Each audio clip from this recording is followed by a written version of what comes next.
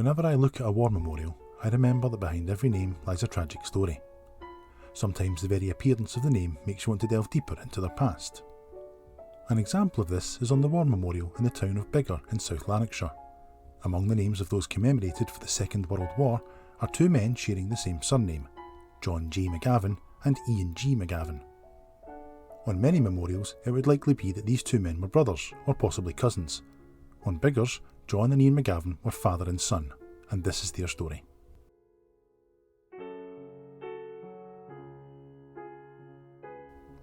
John Joseph McGavin was the father. He was born in 1897 in Sydney Street in the Calton district of Glasgow. His father was also named John and was a journeyman baker who had married Catherine Rooney in 1891. By the time of the 1901 census, the family had settled in Biggar, where John Sr. was employed as a baker and the family were living on the main street. John Jr.'s military service began in the First World War. He saw service in the Highland Light Infantry, later transferring to the Labour Corps before being medically discharged in early 1919. The year before, he had married Lucy Hassard in Dunfermline. John, or Jack as he had given his name on the marriage record, gave his occupation as hairdresser and his address as 16 Guildhall Street in Dunfermline. By the time the Second World War began, Jack was again living in Biggar at 17 Northcrofts Road. Although he apparently was not in the best of health, Jack was keen to do his part.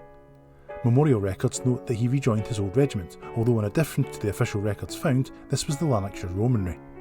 It's possible he had spent some time in their service between the wars, but no record of this has yet been found. The training for war, however, did not improve his health, and in 1940 he was discharged and returned home. The toll on his health was eventually too much for him, and he passed away on the 9th of February 1941 at the age of only 43.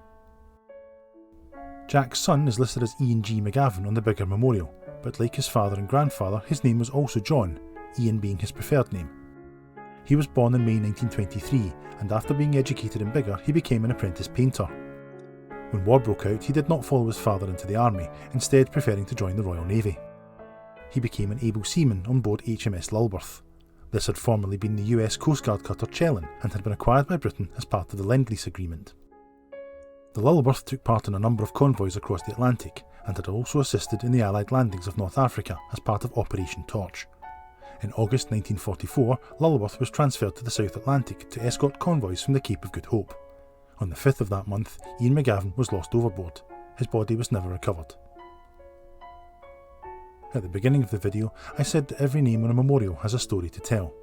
The story of John and Ian McGavin is one of loss and lives cut short. It's perhaps a story repeated on many memorials, but one that deserves to be told.